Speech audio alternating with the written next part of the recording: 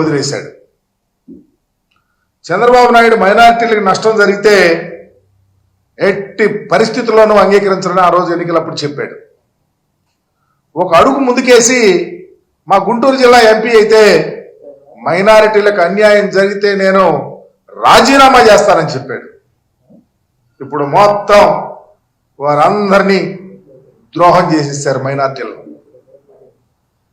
వర్షపోటు విషయంలో బిల్లు విషయంలో మేము మొదటి నుంచి చాలా స్పష్టంగా మా విధానం చెప్పాం.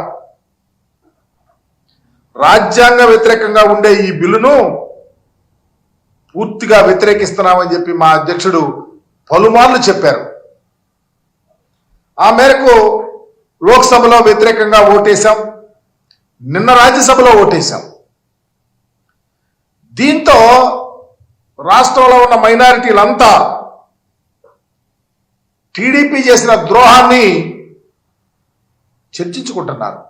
ఇంత అన్యాయం చేశారు, చంద్రబాబు నాయుడు ఇంత మోసం చేశాడు,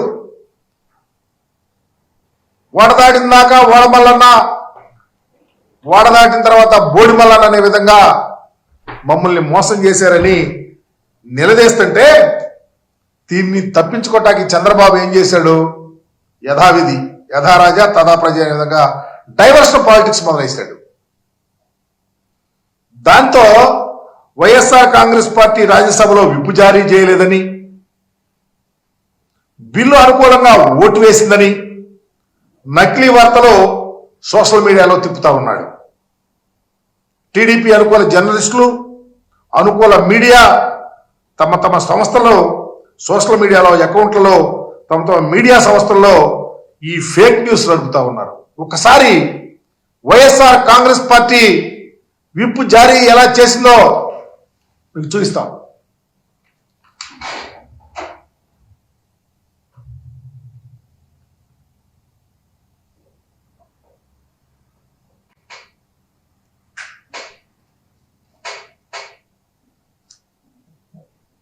అలాగే నిన్న రాజ్యసభలో బిల్లు వ్యతిరేకంగా మా పార్లమెంటు పార్టీ నాయకుడు వైవి సుబ్బారెడ్డి గారు తన సుదీర్ఘ ప్రసంగాన్ని ఈ రాష్ట్రంలో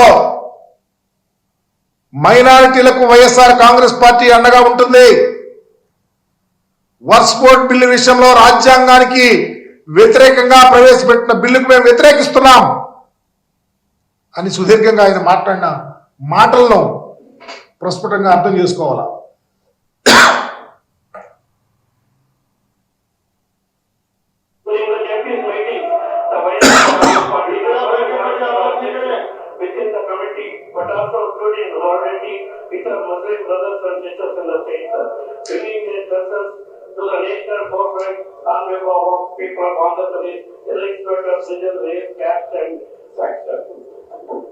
Sir, YSR Congress party proposes the bill for following reasons, sir. Unconstitutional as it violates fundamental rights, sir. Point 1. Article 13 of the Constitution clearly states that any law inconsistent with or derogatory to fundamental rights shall be void. This bill blatantly violates these principles, sir. Article 14 NUC equality before the law, sir. This bill targets a specific religious minority Muslims interfering with their religious property management without imposing similar regulations on other minority religious endowments.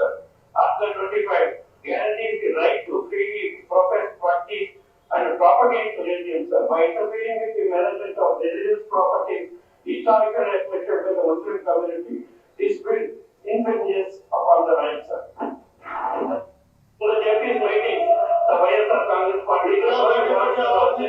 ఇంత ప్రస్ఫుటంగా భారతావని ప్రజానీకమంతా వీక్షించే విధంగా, ఆంధ్రప్రదేశ్లో ముస్లిం సోదరుల యొక్క గుండె నిబ్బరం కలిగే విధంగా వైఎస్ఆర్ కాంగ్రెస్ పార్టీ డెసిషన్ తీసుకుంటే అబద్ధాలు అవాస్తవాలు చంద్రబాబుకి అత్యంత ప్రియమైనవి. అవి లేకపోతే ఆయన రాజకీయమే ఉండదు, మనుగడ అంతకన్నా ఉండదు. ఆయన అబద్ధాలు చెప్తూ ఉంటాడు, వారికి సంబంధించినటువంటి మీడియా వాళ్ళు పుంఖాలుగా వారి సానుభూతి పరులు వాటిని పబ్లిష్ చేస్తూ ఉంటారు. ఇలాగే పైకి వచ్చాడు. ఆయన యొక్క ఎన్టీ రామారావు గారి వెన్నుపోటు దగ్గర నుంచి నిన్నటి మొన్నటి అప్పులకు సంబంధించిన అబద్ధాల దాకా ఈరోజు ప్రజలను మోసం చేస్తున్న P4 కార్యక్రమం వరకు అన్ని అబద్ధాలే. ఉదాహరణకి అప్పులకు సంబంధించి ఎన్నికలకు ముందు 14 లక్షల కోట్ల రూపాయలు అప్పులున్నాయని చెప్పాడు ప్రచారంలో. ఇప్పుడేమో 10 లక్షల కోట్ల అప్పులున్నాయని చెప్తా ఉన్నాడు. ఆధారాలు చూపేవంటే నో అంటాడు. చివరికి మీరు ప్రవేశపెట్టిన బడ్జెట్లో కేంద్ర ప్రభుత్వం సాక్షాత్తు చెప్పింది 5,62 కోట్ల రూపాయలు అప్పులున్నాయని చెప్తే మీరేమో అప్పులు అనుకుంటా అప్పుల మీదే బ్రతకాలని చూస్తా ఉన్నారు. ఇకపోతే రెండవది P4కి సంబంధించి సమాజంలో 20% పేదలు, వారికి సంబంధించి 10% బాగా సంపన్నులు ఉన్నారు, వారికి అప్పగిస్తారని చెప్తా ఉన్నాడు. ఈ P4 ఏంటో, ఈ పేదరికం ఏంటో, ఈ సంపన్నులు ఏంటో, అసలు ఎంతమంది ప్రజానీకం ఉన్నారో, ఎంత పేదవారు ఉన్నారో, ఎంతమంది ఇన్కమ్ ట్యాక్స్ కడతా ఉన్నారో ఇప్పటికైనా ప్రజలకు అర్థమయ్యేటట్టు చెప్పండి చంద్రబాబు నాయుడు గారు. ఎందుకు ఈ రాష్ట్రంలో 1,61,00,000 కుటుంబాలు ఉంటే దాంట్లో తెల్ల రేషన్ కార్డులు ఉన్న వాళ్ళు 1,41,00,000 కుటుంబాలు. అంటే 90% పేదవారే. ఇన్కమ్ ట్యాక్స్ కడుతుంది ఎంతమందో తెలుసా? 8,60,000 మంది కుటుంబాలు మాత్రమే ఇన్కమ్ ట్యాక్స్ కడతా ఉన్నారు. ఇంత దారుణమైన అబద్ధాలు ప్రజల్లోకి తీసుకెళ్లాలని ఎన్నికల్లో చెప్పారు. అబద్ధాలు పుంకాలుగా రాయించారు. మరలా అబద్ధాలు చెప్తా ఉన్నారు. మరలా డైవర్షన్ పాలిటిక్స్ చేస్తా ఉన్నారు. చివరికి ముస్లిం మైనారిటీలను కూడా వాడుకుని ఎన్నికల్లో గెలిచి వారికి హాని చేసి జగన్మోహన్ రెడ్డి గారి మీద అబద్ధాలు వల్లించటం అంటే ఇది కాదా చంద్రబాబు అని అడుగుతా ఉన్నాం. ఇకనైనా ప్రజలు కళ్ళు లేని కబూచీలు కాదు, అజ్ఞానులు కాదు, ప్రజలు విఘ్నులు, ఆలోచించేవాళ్ళు.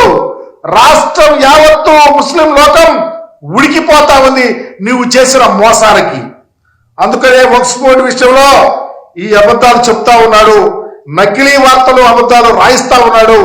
తస్మాత్ చంద్రబాబు జాగ్రత్తగా ప్రజలకు సమాధానం చెప్పుకునే రోజు దగ్గరకు వస్తుంది.